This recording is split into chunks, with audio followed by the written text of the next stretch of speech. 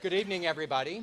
My name is Jari Larson. I am the chair of the board of directors for the Association for Frontotemporal Degeneration, and I'd like to welcome all of you here. We're really pleased that all of you could join us. First of all, I wasn't planning on having stadium seating, so I had no idea this was what was going to happen, so I might be a little nervous up here. Also, I want to thank our hosts, Don Newhouse, and his daughter, and my fellow AFTD board member, Kathy Mealy, for providing such a wonderful venue to celebrate the beginning of the first World FTD Awareness Week. We look forward to hearing from Don a little bit later in tonight's program. Like many of you in this room, I'm here because FTD has touched my family. Both my father and brother, as well as numerous other family members, both here and in Denmark, died from FTD. In our case, it was due to a specific genetic mutation. Prior to the identification of the mutation in 2006, it was just called the Larson disease. And sometimes the diagnosis was correct, and sometimes it was just a guess. I always say about my brother, who died a couple of years ago, he was first identified after being arrested for drunk driving. Interestingly, he was neither drunk nor driving. But he did end up in a psychiatric institution because the police did not know what to do with him. We were very, very lucky to know people at Mayo Clinic, and within a period of time, we had an appropriate diagnosis for him. That has not been the case for many people. More importantly, right now, I have siblings, nieces, and nephews, all of whom are at risk for developing this disease. This is why I have worked with AFTD for the past 8 years to ensure that we do everything we can to enable swift and efficient advancement of FTD science, to build a community and effective supports, and to create a more understanding world for all who are coping with FTD today. From the start, we have recognized that this journey begins with awareness, and I've had that conversation with a lot of people tonight. This is a rare disease, and with rare diseases like this, if we ourselves don't make it happen, if we don't work on awareness, no one else is going to do it for us. So 2 years ago, AFTD created the first FTD Awareness Week, which was celebrated by 56 families and clinics in 25 states across the US and Canada, each designed to serve some food, share your story, and spread the word. Last year, the event grew with 80 events in 36 states. And tonight, I'm very excited to stand here with you and celebrate the first World FTD Awareness Week with events planned across the United States and 10 countries around the world. From conferences and events in Australia, the Netherlands, France, to a concert and art gallery in Spain, a citywide proclamation and food for thought event in Canada, a special PR campaign in Germany, food for thought events in England, and several other countries, constituents around the world are making their voices heard in this fight against FTD. And so tonight, we're here to celebrate the coming together of caregivers, friends, people living with FTD, clinicians, and researchers from around the globe to pledge our commitment to building the better future we all envision. That is a future that does not include this disease, that steals the essential characteristics that we cherish in ourselves and our loved ones. While there are no treatments to slow or stop the progression of FTD, research is advancing. 2014 saw FTD recognized as a national priority with the National Alzheimer's Plan to cure dementia by 2025. In addition, the National Institutes of Health made a major investment in FTD research. Recently, there have been a growing number of clinical trials that are now testing new drugs that treat the symptoms or potentially slow or even stop the progression of the disease. This is a very exciting time, but there is a lot of work to be done. At this point, I would like to invite up the Executive Director of AFTD, Susan Dickinson, who will share some more information. Thank you. Thank you, join Jari in welcoming everybody here and thanking Don and Kathy and the whole staff of Condé Nast who worked hard to make this evening possible. Aftd was founded 13 years ago by a very tenacious woman, Helen Comstock, who's with us here this evening.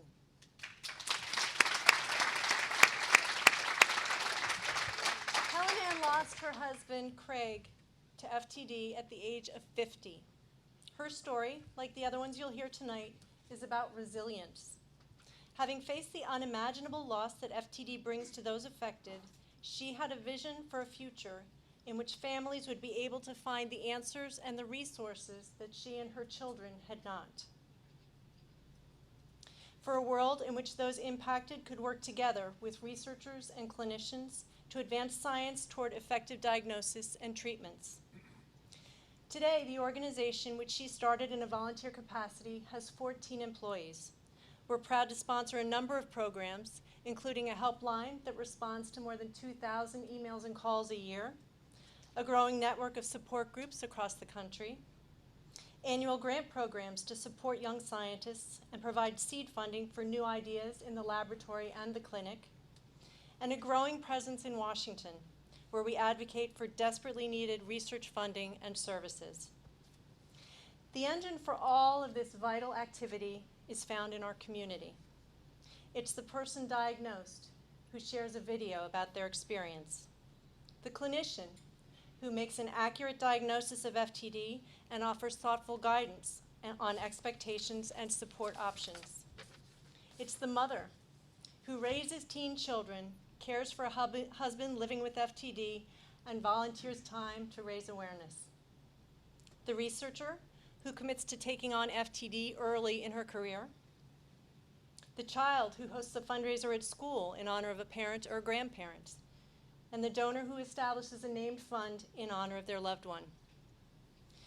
The great tragedy of this disease is that it steals core human characteristics from those that we love.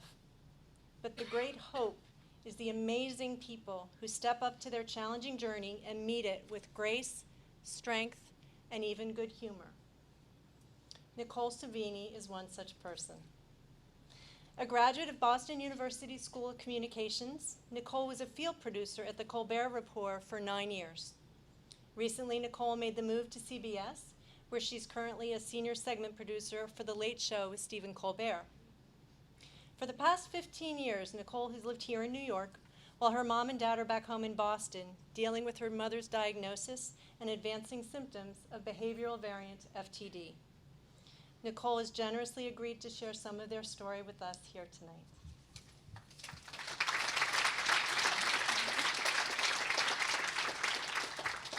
Thank you, Susan. This is our very formal family portrait. My mom right there. My mom, Kathy, was diagnosed with FTD the summer of 2008 at age 61. Looking back, I think we all agree there were symptoms for years before that, but that summer my sister and I noticed a big difference. She was the kind of woman who kind of had it all together, but all of a sudden she started eating like she hadn't eaten for days. And it didn't matter what the food was, and it really didn't matter whose plate it was on. She gained about 100 pounds in a year, and she didn't seem to care much. She worked as a librarian at a junior high school in a really tough part of town, and she loved those kids. But all of a sudden she started saying things like, "I'll break his little fingers if he touches that computer again." And she thought it was funny, but we all thought it was a little strange. We weren't alarmed quite yet, but when she started routinely missing appointments without explanation, we became alarmed. She called it going on pause. So, you know that feeling when you walk into a room and you get there and you don't know why you're there? That would happen to her, but then she'd stay there for about another hour, and time would pass and she wouldn't know what happened. So I might say, "Mom, what happened? You were supposed to meet me at Marshall's." And we really love Marshall's. And she'd say, "I don't know what happened, I went on pause." I also remember my mom was really acting weird towards my dad, and I thought that they were on the rocks. I thought they were gonna split up. But my dad didn't seem to notice because he was with her every day. But my sister and I started getting really scared, and finally he agreed that she needed to see a doctor. And she didn't want to go, but she did it for us. My mom's primary care doctor was stumped, so she recommended a neurologist. And the neurologist said sleep apnea. So they dutifully bought the sleep apnea machine, they hooked up, and my mom hooked up, and my dad said it was like sleeping next to Darth Vader. But she didn't get any better. And new symptoms started popping up. She would tell people, "Oh, you've gained weight," in all seriousness. And then she started dancing wildly and singing really loudly whenever music came on, which is actually a symptom I liked. My mom finally went back to the neurologist, and one day the neurologist called my dad and he said he needed to see us, the whole family, which I think made us all really nervous, especially my mom, who said, "As long as it's not Alzheimer's, my biggest fear is Alzheimer's." A lot of details surrounding my mom's illness are very fuzzy to me, but the day that we got the diagnosis, I will always remember. It was a beautiful day, and my whole family piled in the car, which is something we only did on holidays. And when we were walking to the neurologist's office, I saw my dad grab my mom's hand, and I thought I might throw up. The office was very small, and we were all packed in. I was sitting on an examination table, and he talked to us for a while about all the tests he did, and finally he said he was pretty confident with something called FTD. And he looked at my mom, and he said, "You have a choice. You can get online and you can read about this and you can learn about it, or you can just keep living your life and not worry yourself with it. I recommend the latter because there's nothing that you can do." And then he looked at the rest of us and he said, "I recommend you do all the research you can." When we got in the car, my mom tried to make a half-hearted joke and she said, "At least it's not Alzheimer's, but it seems like maybe I'm losing my mind a little, so get ready." I don't think she ever did know what was happening to her might actually be worse than her biggest fear. I find that both incredibly sad and comforting. So there are two things about me that would dictate how I would deal with this. First is that I am a producer. And a producer's job is to anticipate what will happen next and prepare for all variables. That is impossible with FTD. We read that my mom could live for 2 to 10 years. I mean, what kind of a diagnosis is that? We learned there was no cure, there's no treatment, symptoms are different for everyone. And when I tried to talk to friends about it, they had no idea what I was talking about. I'm sure many of you have heard, "Oh, you mean the flower company." This lack of control was very jarring for me. And I tried to gain control by researching, but the more I learned, the more unmoored I felt about it.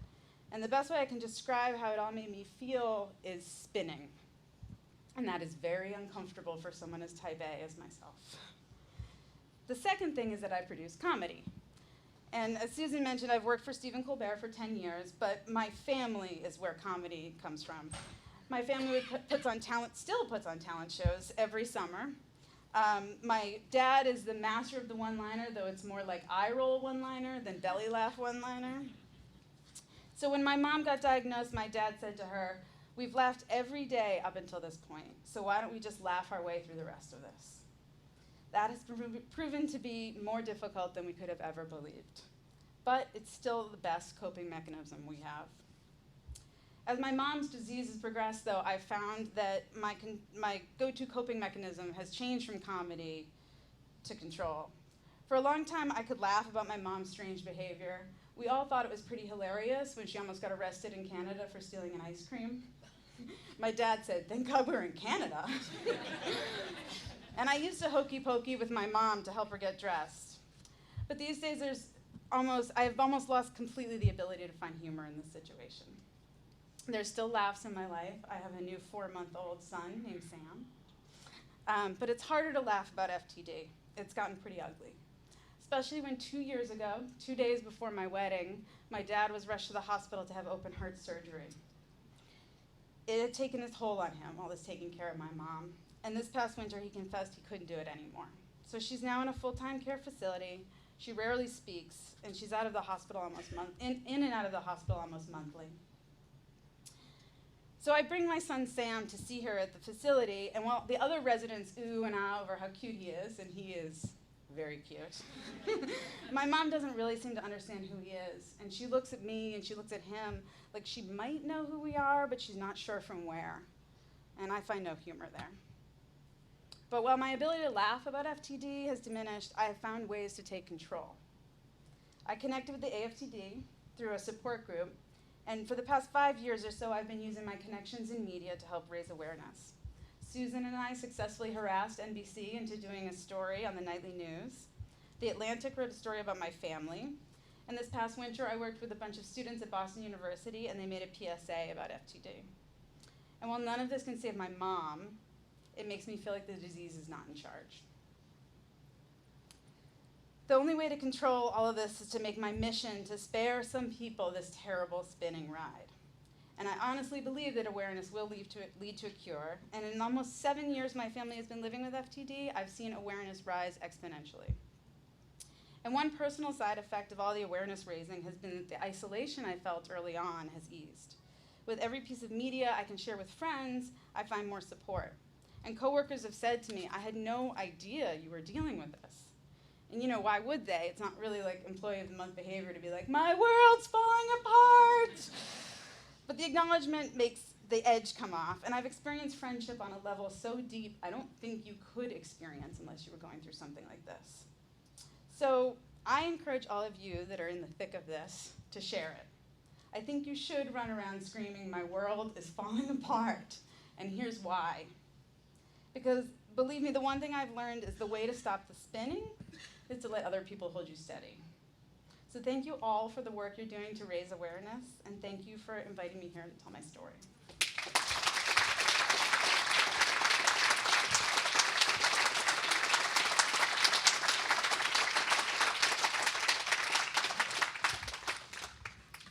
I've had the honor of knowing Nicole, as she says, and working with her for the past several years to spread awareness for FTD. And she's just one of dozens of people who volunteer with us each year to make a difference. Like Nicole, they know that the science is unlikely to move fast enough to change the trajectory of their own loved one's disease. But they're committed to ensuring that something good comes from this painful journey. And so, like her, they share their stories as a means to build toward a future with a different ending for the next set of families. If you're in this room, then more likely than not, your life, like Nicole's, has been touched by FTD in some way. But for those of you who may not have heard of this disease before tonight, it's a form of dementia that differs from Alzheimer's in 3 critical ways. First, as its name implies, FTD is a disease that kills cells in the frontal and temporal lobes of the brain.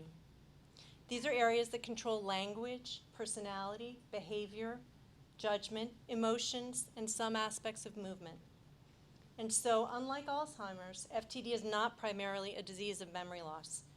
Instead, individuals affected slowly lose language, control of movement, and control of their behavior. Second, on average, FTD occurs about 10 years earlier than Alzheimer's.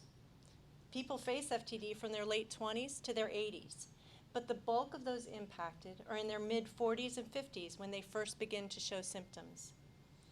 And so for the most part, this is not a disease of the elderly, but a disease of middle age.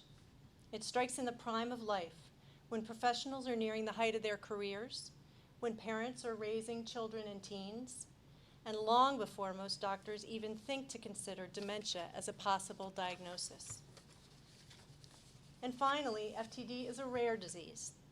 Current estimates are that there are somewhere in the range of 50 to 60,000 people diagnosed with a form of FTD in the US. We don't yet have a way to get a more accurate count, but what we do know is that many more are lost to misdiagnoses of psychiatric disorders, Parkinson's, and Alzheimer's. As Nicole mentioned, the journey with FTD is one of isolation, marked by these misdiagnoses, by healthcare providers who do not yet know how to manage everyday challenges of the disease, and by a broader society that does not understand.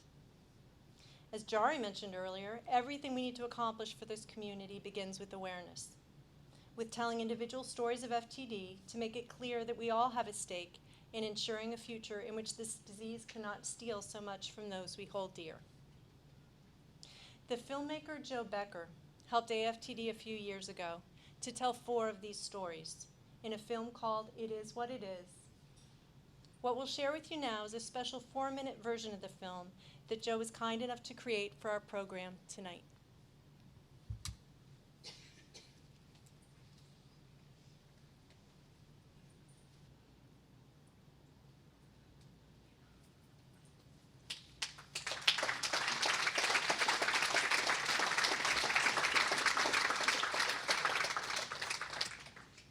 Everybody okay?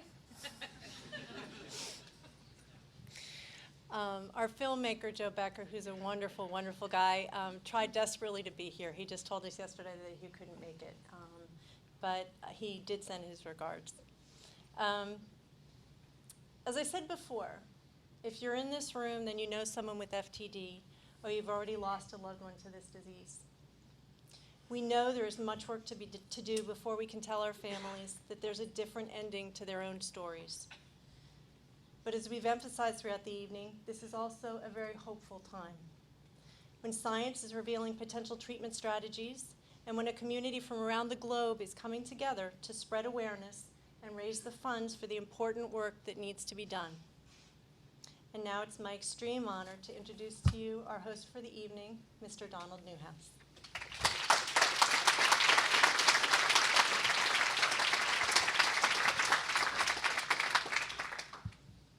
Good evening. I'm thrilled to have all of you here this evening to celebrate a wonderful organization and to celebrate the coming together of families and advocates from around the world in pursuit of awareness of frontotemporal degeneration. I could start again. I had never heard of this rare disease before my beautiful Susie was diagnosed in 2005. She had begun to experience some speech problems. We took her to a gerontologist, and he identified her as having FTD, or in her case, he said primary progressive aphasia. She was on a very slow downhill slope from the time she was diagnosed in 2005 until November of 2010. By that time, she had lost most of her ability to speak. She was taking Aricept, but it really was not having any effect that we could see. In 2010, she had a dramatic psychotic incident that vastly increased the speed of her deterioration. She was put on multiple medications and quite rapidly lost the ability to take care of herself. Despite the severe impact the disease had on her speech and other cognitive abilities, Susie was actually in fairly good condition until August 7 of this year, when she showed signs of being in pain. And on August 13th, she died. In a tragic twist to our family's journey, we face a second case of FTD without any genetic link between the two. About 2 years ago, my brilliant brother Cy, with whom I have worked hand in glove for 65 years, started having speech problems and some movement symptoms, and he too was diagnosed with the PPA variant of FTD. Unlike Susie, he has gone downhill very rapidly. Today, I am sorry to say that Cy is primarily in a wheelchair and has almost no ability to speak or to understand speech. And so this disease that can steal such critical things from a human being does not feel rare to my family. To give meaning to my Susie's and Cy's struggle against FTD, my family and I went looking for ways to combat the disease. We met with a number of gifted clinicians who provided the best care possible. But as we have discussed this evening, the best we have today is still not very good. And so we searched for a way to change that and was directed to Aftd. We have been working with Aftd for more than a year and a half now. We are immensely impressed with this small organization's ability to deliver on its comprehensive mission, fostering gains in research, educating health professionals, raising awareness and advocating for effective person-centered care and support for the FTD community. Aftd built this vibrant community, and Aftd has had a clear impact in increasing federal investment in this rare disease. The organization funds pioneering research that is bringing effective care and a cure for FTD gradually into focus. But I think that everyone in this room will agree with me when I say that it is not possible to move too rapidly to find a cure.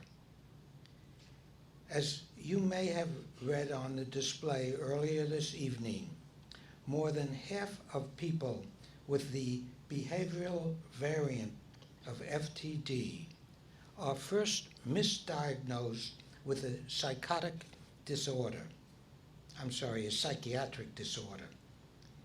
And on average, it takes more than 3.5 years for a person to get an accurate diagnosis. As you heard Christopher say in the film, this is time that we do not have to waste.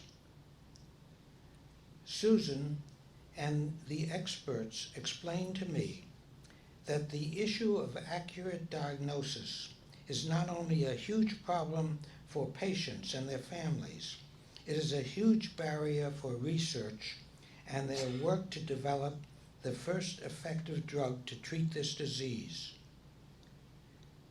Without accurate diagnosis, researchers cannot be sure they are admitting the right people into clinical drug trials, and they won't know how to measure if a drug is having a therapeutic effect. So, tonight, I am pleased to announce that the Samuel I. Newhouse Foundation is awarding Aftd a gift of $5,750,000 over the next 5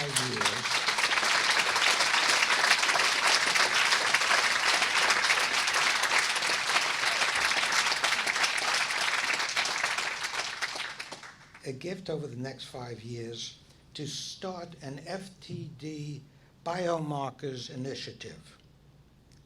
We will convene experts from around the world to help us award funds to the best ideas and the best science wherever they find them.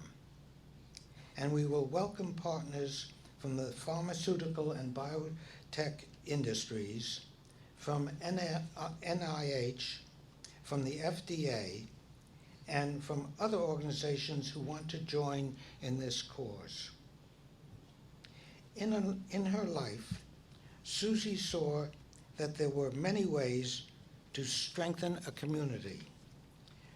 She was dedicated to her family, to the arts, to the New York Public Library, to Wellesley College, to National Dance Institute, to the Fresh Air Fund, and to other charitable endeavors. For those of you here tonight, I invite and urge you to follow her lead and find a way to make a difference for the FTD community. Everyone has something unique and valuable to offer, and I urge each of you to join Aftd and engage yourself to whatever your passions direct you. Whether this be a gift to provide current caregivers with respite, a donation to fund a young scientist at the start of his or her career, the volunteering of your expertise, or the running of a support group so families can connect and feel less lonely. We all have something we can give to make a difference. And it is going to take all of us working together to end this terrible disease. Thank you.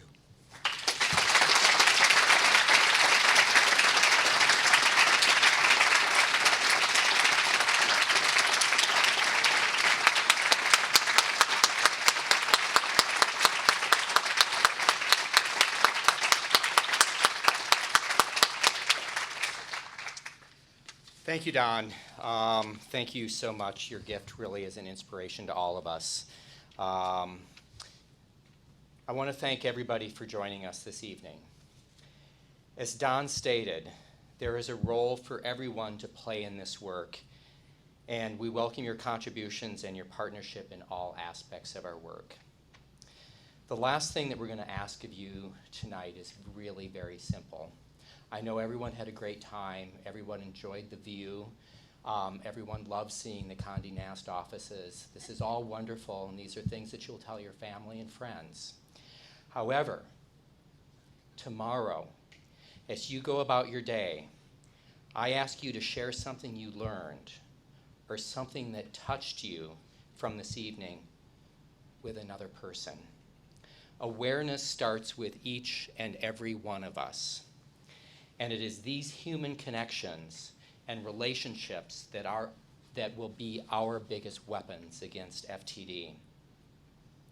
I also want to thank Nicole for sharing her story this evening. And of course, I want to thank Don and his family for this tremendous gift. We are very excited by this opportunity to build the FTD Biomarkers Initiative. And I very much look forward to standing here in the not too distant future and reporting back to all of you that we have made significant progress. So again, thank you for joining us this evening, and good evening.